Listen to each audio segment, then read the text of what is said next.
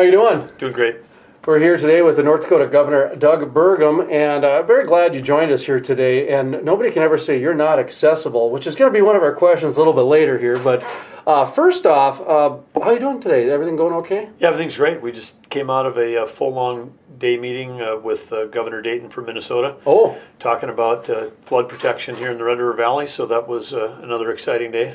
do people out west have to worry about that at all? About the states getting involved in another water project and that kind of thing? I heard some people talking about that the other day here, and I said I don't know if we want to get into that quite yet. So, are we still letting the diversion just kind of see how it goes? Well, I think there's some issues of litigation between the Army Corps of Engineers and the state of Minnesota. Yeah. And the FM Diversion Authority, so we're trying to sort through those because we believe in collaboration, not litigation, and Governor Dayton's been a good partner in terms of trying to get this process back on track again, because this area here, Bakken, incredibly important in North Dakota. On the other end of the state, we've got 21% of the jobs and over 20% of the sales tax in Cass County, and it's highly vulnerable. We saw what happened in Grand Forks 20 years ago. If people don't remember that, I mean, we wiped out, at the time it was our second largest city, and we it was pre-Katrina, it was the largest peacetime evacuation in the United States when Grand Forks went under, and we're just trying to avert that kind of catastrophic failure in the future and keep our economic engine here in Fargo rolling forward. Well, I'm glad to hear that too, because I was going to ask you about an article in the Wall Street Journal a little bit later. But one of the things we're trying to do is we're trying to educate the East and West about how there needs to be a collaboration on everything going forward. And when you came in to the governorship, the gubernatorial office, I saw pretty quickly you recognized how important that oil industry was to the state. I mean, Ed Schaefer was quick to point out 25-30% of the state was tied to the budget, but you saw the future behind it. You saw the future of the UAS, the university systems. And so when I saw you speak at the North Dakota Petroleum Council, I'll admit, half the people's eyes were as big as saucers. The other half's jaws were dropped. And then about a small portion of it was like shaking their fist like, all right, somebody finally is going to do this. Those goals were, it was like you almost laid a challenge down to the oil and gas industry. 2 million barrels a day, 0 spills, a partnership with coal, and then something with natural gas. I was too busy trying to arrange the interview that I'm having right now, so I missed the natural gas one. Mm-hmm. Let's talk about that a little bit, because I don't think some people realize how close to reality this is. Let's start with 2 million barrels a day.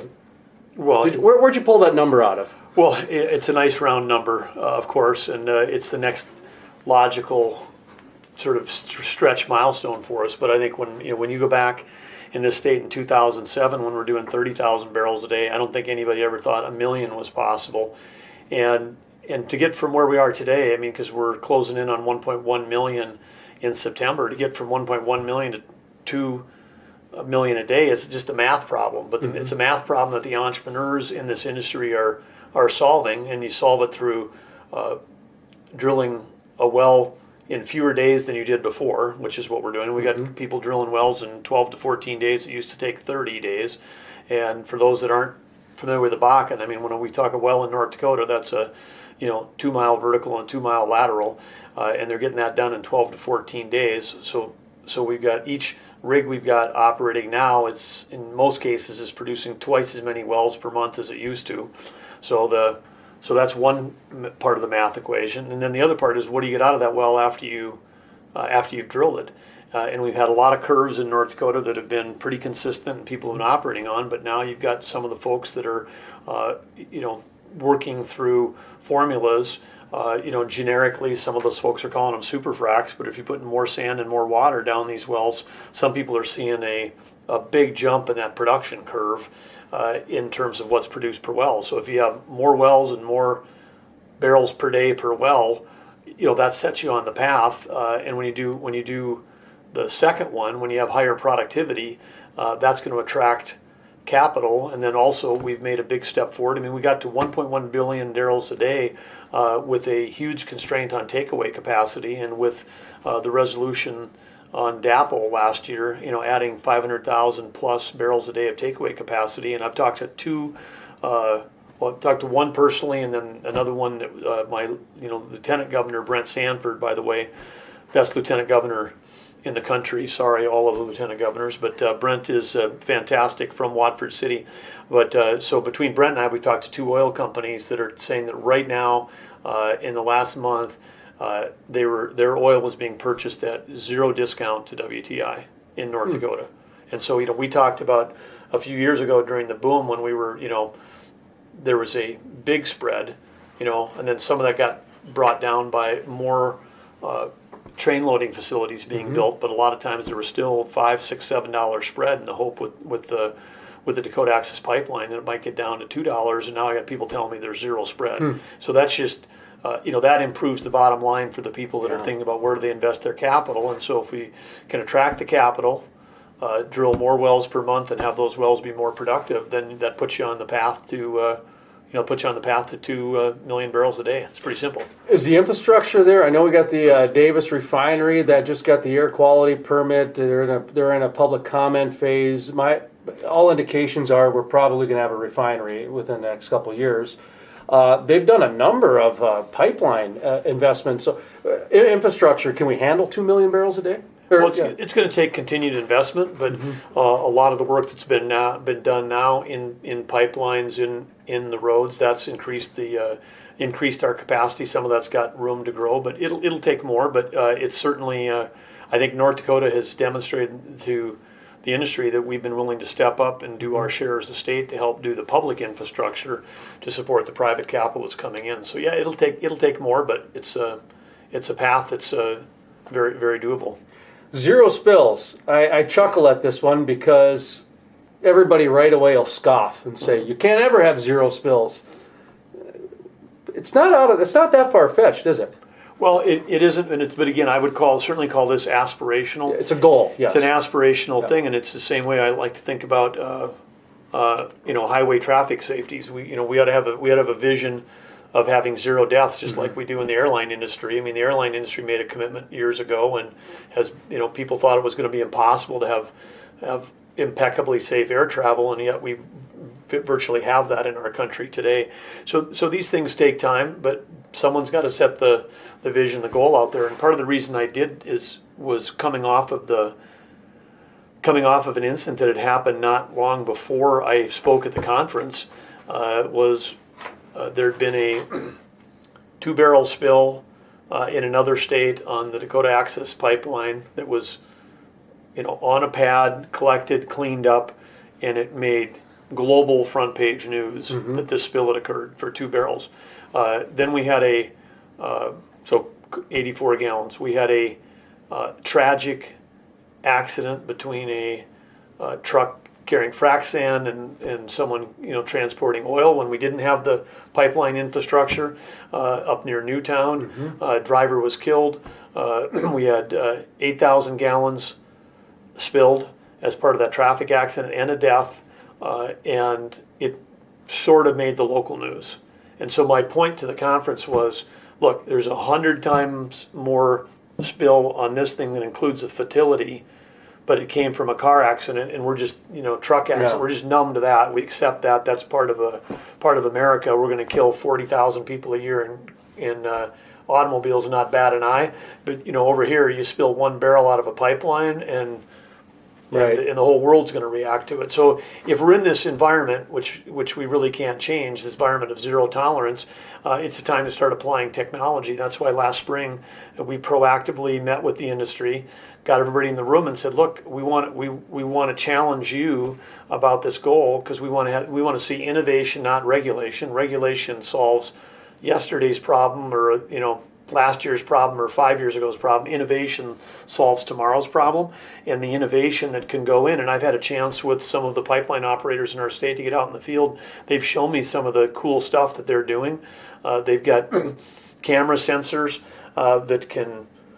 They put $25,000 for the whole equipment, camera hooked up to a PC. They put it on a piece of a large pumping station valve. To the naked eye, nothing's moving. They show it. You show it on there. It tracks every pixel and detects what vibration is happening as those fluids are running through there, and does that is it in or outside of the range? And that kind of a study used to cost them $100,000 for a company to come in and once. Now they bought the equipment for 25, and they can do unlimited surveys across, and the price of that technology will drop. So they're going to have more data automatically collected. It's not about adding more inspectors and more humans.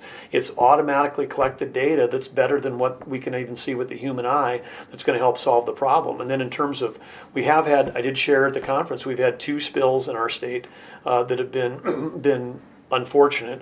One was found by a rancher, literally out on his ground, probably on horseback, and the other one was a farmer driving his combine across the field. And I just said, hey, the early warning system in North Dakota can't be farmers and ranchers when we've got the technology where we could be monitoring the pipelines in a more sophisticated way with pressure, temperature, all that. And then we've got this burgeoning UAS industry where instead of flying a pipeline with a pilot in a plane once every 2 weeks, which is high cost and low quality data, we could have a UAS flying it at 400 feet with infrared, with heat sensors, with great precision, with better than the human eye quality, and doing that at a fraction of the cost. And we got 24 UAS startups that have come out of the University of North Dakota, and some of those folks are doing exactly that kind of work. So we're working with the FAA to try to get approval for beyond line of sight, so you could fly one of these fixed wing drones out 75 miles, have it fly back again. And it's again a fraction of the cost of having humans do it. So we are at the brink of breakthroughs in automatically collected data for these kinds of problems, where we ought to set our aspirations high, because this is we can have better solutions for everybody at potentially lower cost for the industry than what we're doing today. The partnership with coal. How is that going to look for the Bakken in North Dakota? I mean, when a lot of people think of coal, they put it in a different category than oil and gas. Last 5 years, oil and gas has even understood that they got to start looking at solar and wind and coal, and they got to start diversifying their portfolio a little bit. So when I heard you talk about the coal collaboration, I thought that was a great idea, and I know the ERC's got a lot of work up there. So talk to me about what's your vision with this coal collaboration then? Well, most of the guys that are in coal in North Dakota, and we've got some big ones, are all, they're in baseload power generation. That's the business they're in. So the natural extension for them was to get into wind. But if they're going to continue to, grow, and if we want to continue to expand on this tremendous resource that we have, where we've got some estimates 700 years of easily accessible coal in North Dakota near the surface, where we can reclaim it and people can farm it, and it's guys are doing it in a way that's working for the the physical environment. The big issue we have to address is CO2, and so we have proximity between where our coal is and where the Bakken is, to the sense that we're talking 80 to 120 miles between these two centers.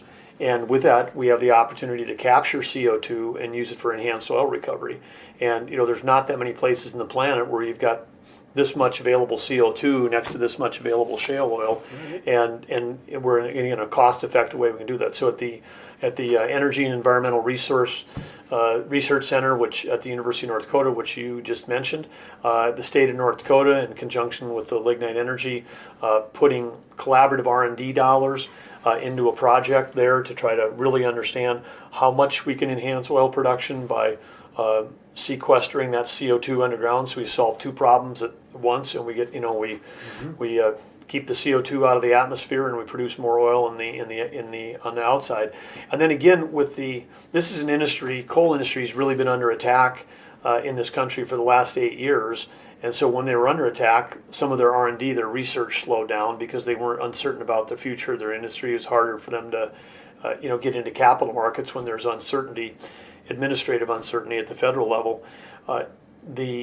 Coming out the backside of that with a new administration, where there's an opportunity for the coal industry to again make new investments. They also see this as an opportunity, and we have just signed. I was at the Western Governors Association meeting last week. So along with Governor Matt Mead from Wyoming, Governor Steve Bullock from Montana, two other big coal states, and then the Saskatchewan Premier Brad Wall, we were signed a joint agreement between North Dakota, Wyoming, Montana, Saskatchewan about sharing information and research relative to CO2 capture and enhanced oil recovery, because even what we're doing with industry in North Dakota and the EERC is probably not even big enough scale. And so it's great that we've got this multi-state, multi-country collaboration going, because if we can achieve some breakthroughs there, it could be good for coal and could be good for oil. Transition to natural gas, another energy source that seems to be in abundance. What's your vision for natural gas? Well, again, like a lot of the shale plays, when you're in the heart of the Bakken and getting your peak oil production, you're also producing a lot of gas. And as a country, we're producing so much gas that it's caused a depression in the prices. We're very fortunate that we've got a number of midstream companies that have made significant investments in North Dakota, and then there's a number of those that are planning expansions where they're met with the Oasis folks last week, and they were talking about how they're going to go from processing 80 million cubic feet a day to 345 million cubic feet a day. So it's like a quadrupling of their plant capacity. We know that there are other midstream producers that are looking at similar kinds of projects, because as we produce more gas, we've got an opportunity to do more value-added processing here in state as it comes out of the ground, and that's another area where we have to continue to work on all the gas gathering lines to collect all that, because we've got some flaring goals that we've been making progress on as a state, but we're going to be challenged on those, and some of that comes down to working collaboratively with the landowners to make sure that we get the right kind of gathering lines in place, so we can gather the gas and make the investments for these midstream folks to be productive. One of the big challenges we have is in North Dakota is with Fort Berthold, which has got a set of federal regulations on tribal lands plus the BLM land, and I would just say again, we're seeing an opportunity for, I think, a breakthrough with the new administration in Washington, with Secretary Zinke, who leads the Department of Interior, with Sonny Perdue, who's a former governor, who's running the Secretary of Ag, which controls U.S. Forest Service, which controls the national grasslands, which we have those federal lands in North Dakota. But to get these federal partners at the cabinet level working to try to help the tribes be more self-sufficient in their ability to develop energy. I mean, part of that is they've got to get the federal regulations. It takes much longer to permit something on tribal lands than it does on state land, and that's a disadvantage for the tribe. So when we were at the White House for Infrastructure Day, Vice Chairman Randy Phelan was there along with Brent Sanford and myself, and we were advocating along with them. We were advocating for the tribe, to saying the federal government, you've got to make sure that if you really view these tribes as sovereign nations, then you got to give them the ability to do more regulation than just having those tight federal regulations, which slow down, because we're flaring more gas on Fort Berthold than we are on state lands, in part because those federal regulations are not allowing us to get the permitting done, whether pipelines, gathering, whatever, to do that. So if people want to address the flaring issue, then we've got to address the bureaucracy that's creating the problem. I remember David Williams with MHA Nation, and he said, what was it, 49 steps they had to take versus 3. If you're a private landowner in North Dakota, it was like 3 steps. Yeah. Versus they had to go through like 47 or 49, just to give the audience an idea of what Governor Burgum's talking about. North Dakota Governor Doug Burgum with us. Quality of life, Main Street USA, the changing Bakken culture. This has been one of your big talking points over the last several months, for good reason. So let's talk about that a little bit. What's happening? Well, I think it's one of the things that we're facing in the Bakken and across North Dakota is workforce issues, and the work we have. There's great jobs open across the state, high-paying jobs. How do you attract and retain people to come and do these jobs and not do it as a temporary workforce? And the way you do it is you build communities that are compelling enough that people want to put their roots down here, they want to bring their family here, they want to live here. And again, I think this is something that my running mate, Lieutenant Governor Brent Sanford, former mayor of Watford City, really understands, because he understands the investments that it takes in a community to try to, whether it's, schools, rec centers, vibrant, healthy main streets, opportunities for, single-family housing, multifamily housing, affordable housing for teachers and law enforcement. I mean, all the components it takes, daycare. These are all elements that it takes to create a community, and we want to have a comprehensive whole of government approach, because I don't know if there's anything more important that we can do as administration than to help the private sector fill the jobs they have open. Mm-hmm. Private sector, they don't post jobs if they're going to make less money tomorrow. They post a job because they can get more work done and make more money and do whatever. And so we're competing for capital with other states and other shale plays. We're also competing for talent, and we want the operators that are operating in this state to know that we're behind them, and our initiatives are really focused on helping them fill their workforce needs here in North Dakota. I asked Lynn Helms last week. He mentioned, you said 12,000 jobs, something like that, or 15,000 jobs. Okay, 15,000 jobs were available in North Dakota right now. Yeah. And he was talking about just some of the changes happening in the oil and gas industry, which I call a king of the economy. I mean, they've added more jobs than anybody last decade. I asked Lynn Helms point blank, I said, so what I'm hearing is that if no one in North Dakota takes these jobs, no one from Texas or Oklahoma or the United States takes this job, the nice man in Ghana with his family going through their application right now is going to come take that job. That's what I'm kind of hearing, and Lynn Helms, without hesitation, said, absolutely, that's what's going on right now.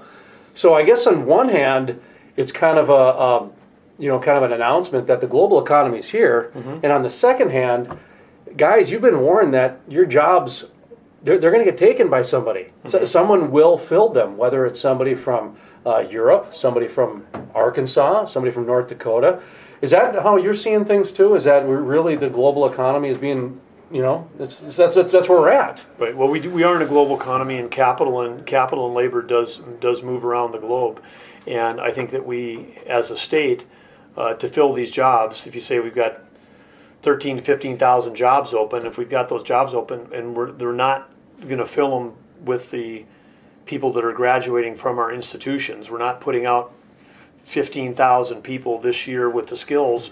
The only way you solve that problem is with net in-migration. Then you say, where are they going to come? Well, they're going to come from other states. They're going to come from other countries. I was joking. I've had employers tell me I can't get anybody to move that far north, and I reminded them that First Lady and I had a chance to have lunch here in Fargo with the Premier of Manitoba and his wife a few weeks ago, and there's 675,000 people that live in Winnipeg, which is 250 miles north of here, and I told the Premier, I said, we only need 15,000 of them to move to North Dakota, and you've solved my workforce problem. So let me know which ones we should start calling down there. So I mean, we could get people to move south and solve our problem too. Edmonton too, right? That's right, exactly. Calgary, we're open for business. It's kind of an interesting topic though, because really, the workforce is changing. I mean, that to me, it's not so much about whether the people are available or not, but some of these jobs they might not be qualified for. Yeah. That's some of it too, isn't it? Yeah, I mean, I think one of the things that we're really focused on we've launched a task force through executive order to take a look at innovation in K through 12, and we're also taking a look at the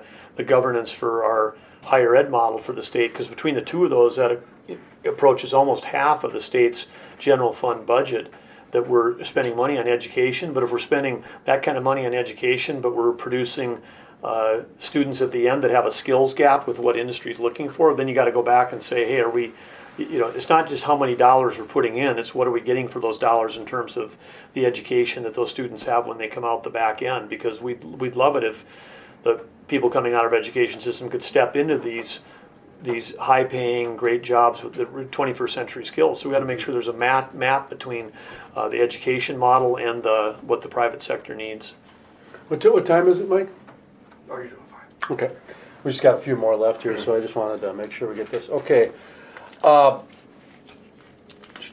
Reinvent government. One of your platforms was reinventing government. How do you think, what are you about a year in now? So let's let's have kind of a State of the Union on your reinvention of government. How do you think that's gone so far?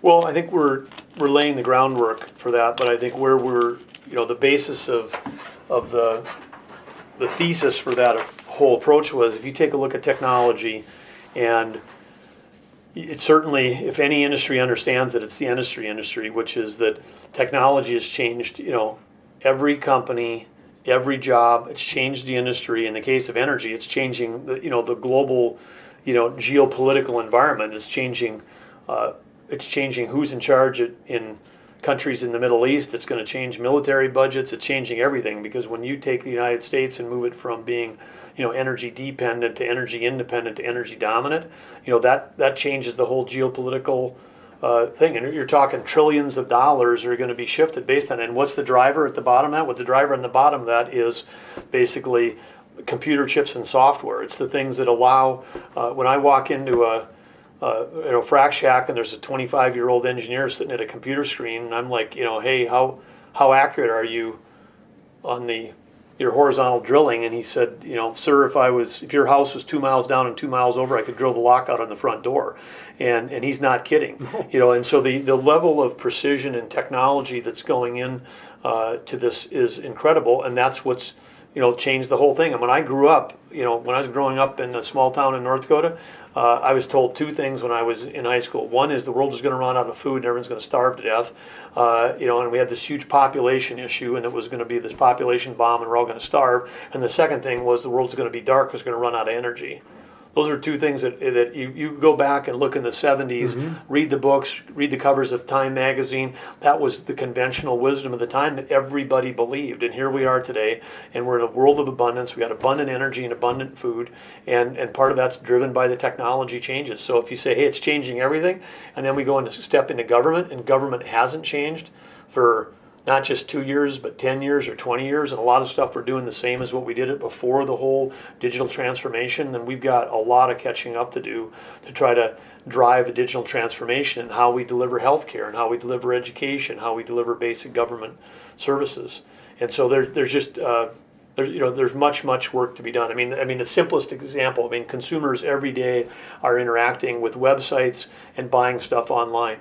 We did a quick scan. We have over 160 websites in the state of North Dakota. None of them are connected to each other. You can't buy your park pass and your fishing license on the same website. I think if anybody was going to Amazon and they had to log in differently each time, re-enter your information, Amazon wouldn't be Amazon. What the consumer expectation of the taxpayer today is that they want a single interface with the entity that they're dealing with. And when you come back tomorrow, you want the state of North Dakota to remember who you are. You don't want to have to re-enter your address tomorrow and the next day because it's like, hey, I live here.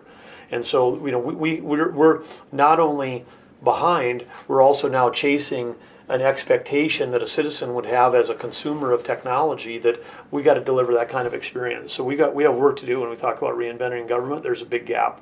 Let me layer something in when we talk about reinvent government. I look at it a little bit different, because in my business, the media world, I've had to reinvent my business 10 times in the last 15 years, and I have to do it again. It's no secret, the LA Times, Chicago Tribune, these guys had to file bankruptcy. 110 years of a profitable business. The internet comes, 10 years later, you're filing bankruptcy. That is a paradigm shift. Yes. Oil and gas industry, James Volker, Harold Hamm, and John Gibson from One Oak, all said they had to rewrite their business models because technology forced them to. When we look at the industry of politics, you're new to that industry. And the reason I say industry, a lot of these guys that's their whole job. That's been their entire job. I'm posing the question, is it time for leaders to reinvent their business model? Well, absolutely. And this is the discussion we're having in higher education. Because you talked about institutions been around 100 and some years.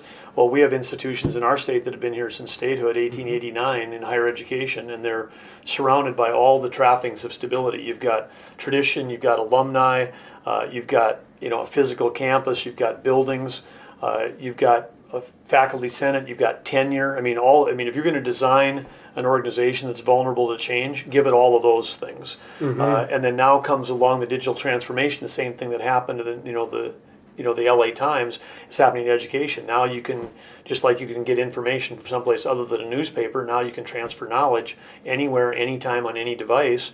And we're going to have to completely change our business models. And you're going to see in this country, I'm hopefully not in North Dakota, but you're going to see in this country in the next 10 years, you're going to see institutions of higher education in deep financial issues because they, if you're a small private liberal arts college without the backing of the state and without a big endowment, I mean, we'll see universities closing. That's my prediction. I mean, we got, and then we've propped them all up with $1.1 trillion of student loan debt.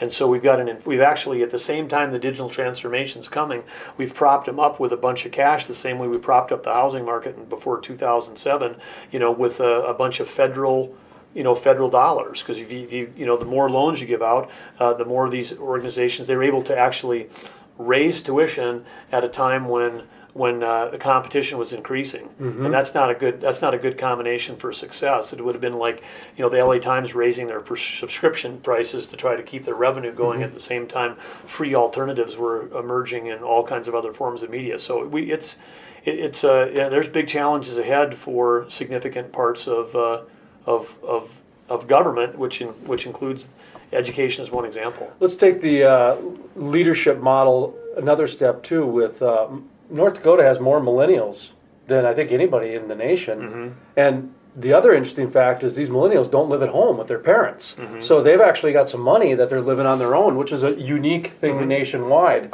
I was looking at the number of jobs, and even Rex Tillerson there was a letter about how they need to redesign some things. So I keep thinking about this redesign and this reinvent, but let's talk about the families and the millennials, because they're changing everything too. How are leaders supposed to lead with the changing family dynamic now? I mean, that's a big part of our world today.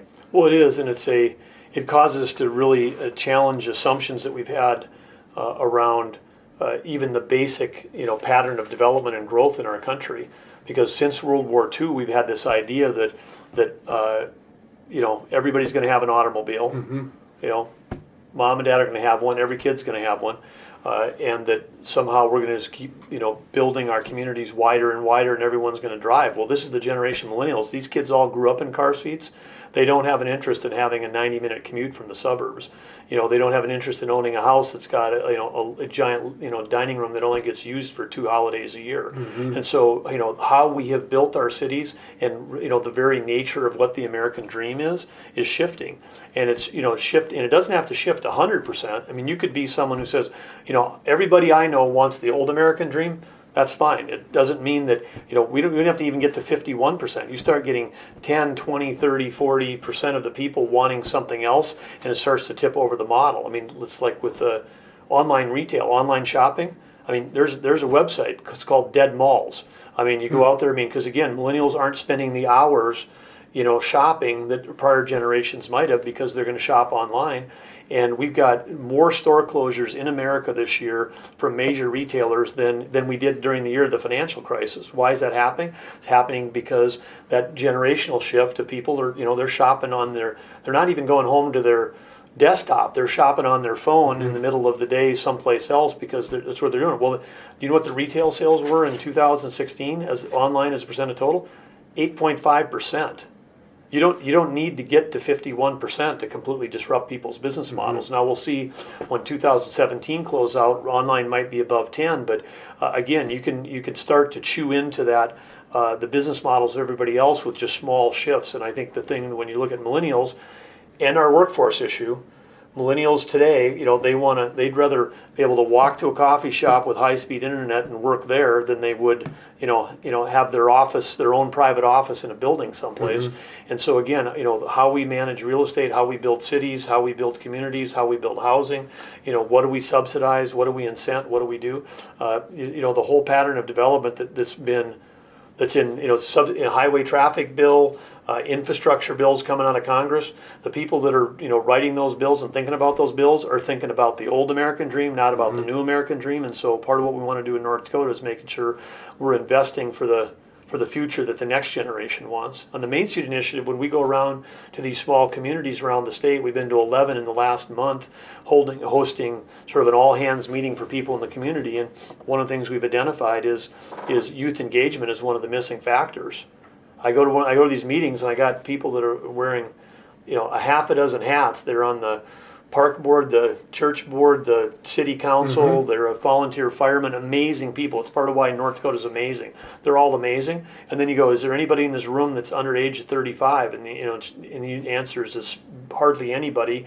And then if there's some high school kids there, and you say, hey, has anybody asked you what you're interested in that would keep you here? And they're all like getting ready to, graduate and say goodbye. So part of it is we got to really listen to high school kids and college age kids, build communities for what they want to have. I like to tell people that dinner is no longer at 5:30, and Sunday is just one day of worship. There's multiple days now, because the world's different now. It used to be dinner was at 5:30, and Sunday was the day of worship. Well, that's just not the case anymore. So, okay, Governor Doug Burgum, final question here. I wanted to ask you about succession planning.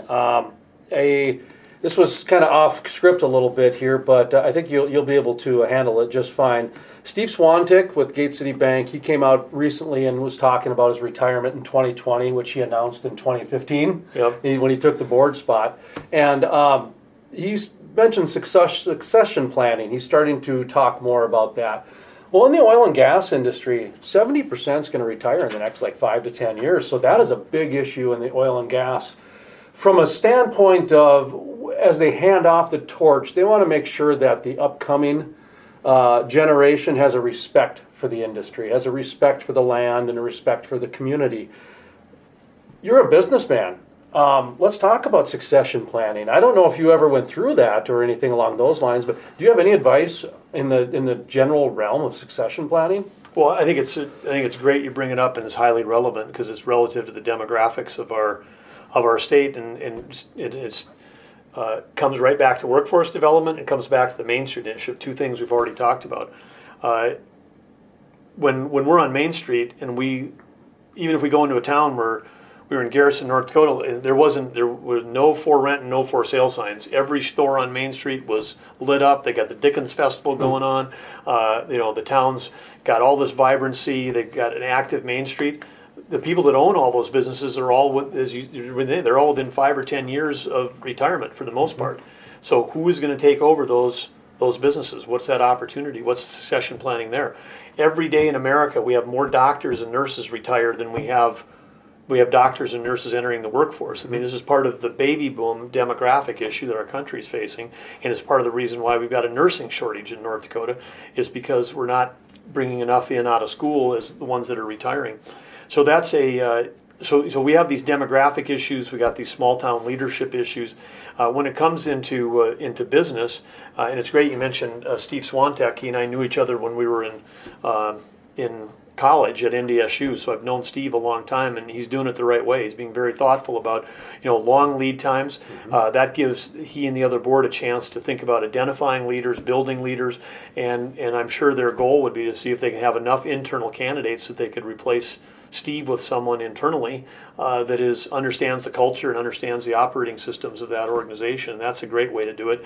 A lot of organizations, find themselves, CEO retires, they don't have a replacement, and they got to do an outside search. That probably means they haven't been doing talent management, they haven't been doing succession planning, and it turns out that when I was in the private sector after I left Microsoft, one of the companies that I became chairman was with a company that actually created software systems for human resource management, which included talent management succession planning applications. And so it's a growing field. There's tools that can help companies address and manage that, but it's critical to the success of any organization.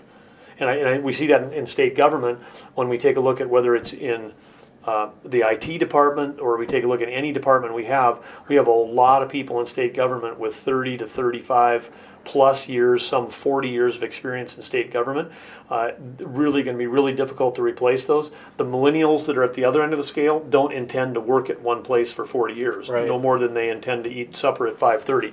And so, we're going to have a changing workforce in terms of state government, and the model that we've had has really been around permanence. We've got The whole compensation model in most state governments and the federal government is around someone comes and then they stay forever because of the strong, pension and retirement benefits. Well, if those benefits, which can be very expensive, don't match up to the needs of the next generation workforce, then we've got a whole people model mismatch between what we're offering and what it's going to take to fill those positions, and there's a lot of institutional knowledge that's going to be leaving the state in the next few years as people retire, and that's a risk to the quality of the services that we provide. Thank you, sir. I wish you luck on that. Yeah, thank you, Jason.